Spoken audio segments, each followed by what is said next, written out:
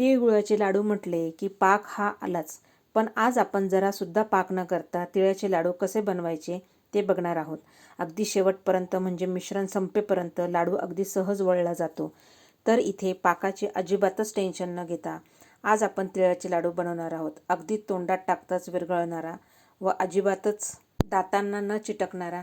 वृद्ध माणसांना असे कडक तिळाचे लाडू खाता येत नाही, तर असे तोंडात टाकताच विरघळणारे तिळाचे लाडू कसे बनवायचे ते बघणार आहोत, तेही गुळाचा पाक न करता. नमस्कार, मी सुनीता पराते तुमच्या सगळ्यांचे मनापासून अगदी स्वागत करते.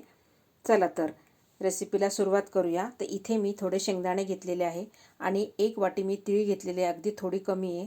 आणि त्यानंतर त्याबरोबरीने मी 1 वाटी गूळ घेतलेला आहे. पाहू शकता तुम्ही, म्हणजे 1 वाटी तिळाला 1 वाटी गूळ. त्यामध्ये तुम्ही थोडेफार शेंगदाणे, तुम्हाला जर आवडत असेल तर तुम्हाला खोबरं पण टाकता येईल किंवा डाळवं पण घालता येईल. आता त्याआधी आपल्याला गुळाचा पाक करायचा नाही आहे. तिथे एका भांड्यामध्ये हा जो गूळ कापून ठेवलेला आहे 1 वाटी, तो मी एका भांड्यामध्ये टाकून घेणार आहे. आणि आपल्याला इथे मी एक बघा कढई घेतलेली आहे, गॅसवर ठेवलेली आहे आणि त्यामध्ये पाणी ठेवलं आहे उकळायला आणि मध्ये एक स्टँड ठेवलेला आहे मी, पहा. आणि आता ह्या स्टँडवर आपल्याला ज्या भांड्यामध्ये आपण गूळ काढून ठेवलेला होता तो ठेवायचा आहे. परत वरती झाकण लावून आपल्याला छोटं झाकण लावायचं आहे आणि वरतून आपल्याला परत एक लीड ठेवून द्यायची आहे. आता हे होतं आहे तोपर्यंत आपल्याला इथे शेंगदाणे आपल्याला मस्तपैकी असे खरपूस भाजून घ्यायचे आहे बघा. आणि मंद गॅसवरच आपल्याला शेंगदाणे भाजून घ्यायचे आहे, अगदी त्याचे सालं निघेपर्यंत आणि अगदी शेंगदाण्याला अगदी चटका बसेपर्यंत, बघा असे डाग पडेपर्यंत आपल्याला हे छान असे मस्त खरपूस भाजायचे आहे. गॅस इथे अजिबातच जोरात करायचा नाही आहे, नाहीतर मग आपले शेंगदाणे जळके लागतात. बघा अगदी मंद गॅसवर जास्तीत जास्त 2 ते 3 मिनटामध्ये आपले हे शेंगदाणे छान असे खरपूस भाजून होतील. पहा, एकदम मस्त लागतात हे लाडू आणि अजिबात दातांना वगैरे चिटकत नाही. तर आता शेंगदाणे छान असे मस्त खरपूस भाजून झालेले आहे, त्याचे सालं पण निघत आहेत. तर आता हे काढून घ्यायचे आहे आणि ह्याच कढईत आपल्याला जी तीळ आहे ती भाजून घ्यायची आहे. बघा, तीळ भाजायला पण अजिबात वेळ लागत नाही, जास्तीत जास्त 2 मिनटं तरी लागतात. आणि इथे मी गावरान तीळ घेतलेले आहे. तुमच्याकडे अगदी पॉलिश केलेली तीळ असली तरी चालणार आहे, पण शक्यतो गावरान तिळीचा जो लाडू असतो तो खूप अगदी चवदार लागतो.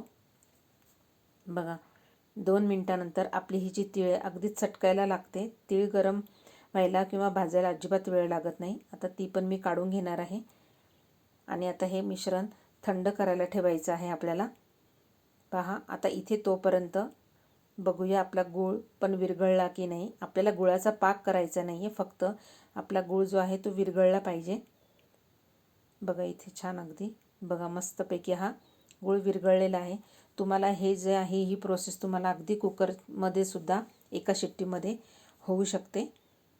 मी नेहमी कुकरमध्येच करते, पण ह्यावेळेस मी अशा पद्धतीने करून पाहिली. तर छान अगदी गूळ आपला विरघळलेला आहे, पाहू शकता तुम्ही, मस्त झालेला आहे गूळ. पहा, एकदम छान असा विरघळलेला आहे. आता यामध्ये आपल्याला 1 चमचा तूप घालून घ्यायचं आहे. त्याने काय होईल, आपल्या लाडूला एकदम छान अशी चकाकी पण येईल मस्तपैकी. आणि आता हे तूप सगळं मिक्स करून घ्यायचं आहे. यामध्ये मी थोडी सुंठ पावडर घालून घेतलेली आहे, म्हणजे वास आणि चव खूप छान लागते. तुम्हाला जर वाटलं तर तुम्ही यामध्ये वेलची पावडर देखील घालू शकता.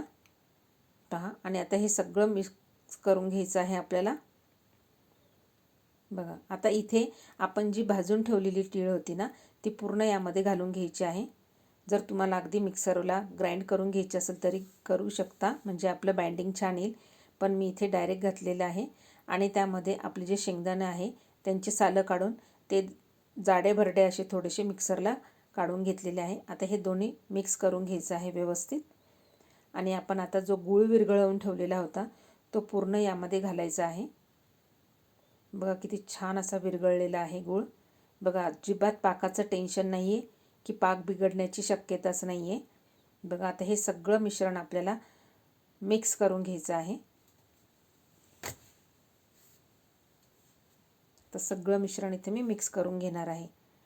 आता थोडंसं हाताला सोसवेल असं जर हे मिश्रण झालं असेल तर पूर्ण हे हाताने मस्त व्यवस्थित असं मिक्स करून घ्यायचं आहे, म्हणजे गूळ हा सगळीकडे लागला पाहिजे.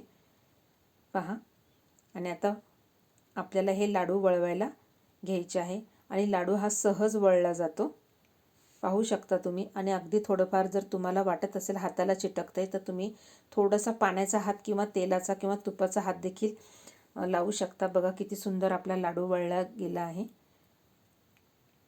बघा. आणि एकदम मऊसूत असे लाडू तयार होतात. अजिबात ज्यांना दातांना वगैरे त्रास होतो त्यांच्यासाठी तर एकदमच छान आहे. आणि तोंडात टाकताच विरघळणारा हा लाडू आहे पहा, एकदम मस्त. आणि ह्या पद्धतीमध्ये चिक्कीचा गूळ अजिबात वापरायचा नाही, त्याने लाडू अजिबात चांगले होत नाही किंवा कडक होतात.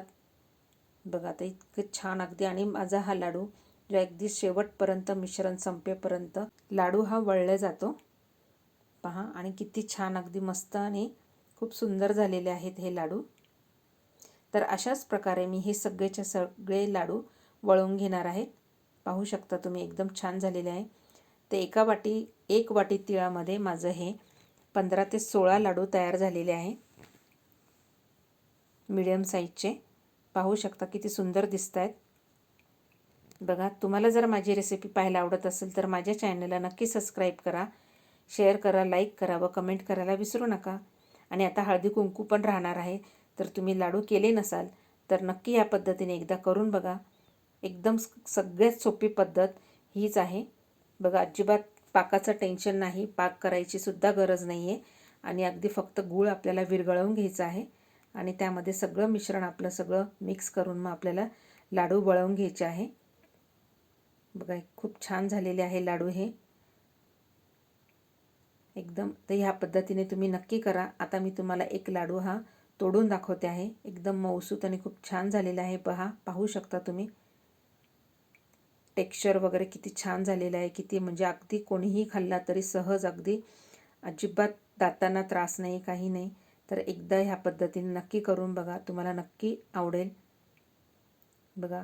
आणि मुलं पण येता जाता अगदी पटकन संपून जातील. तर एकदा नक्की करा आणि मला कमेंट करा. चला तर मग धन्यवाद.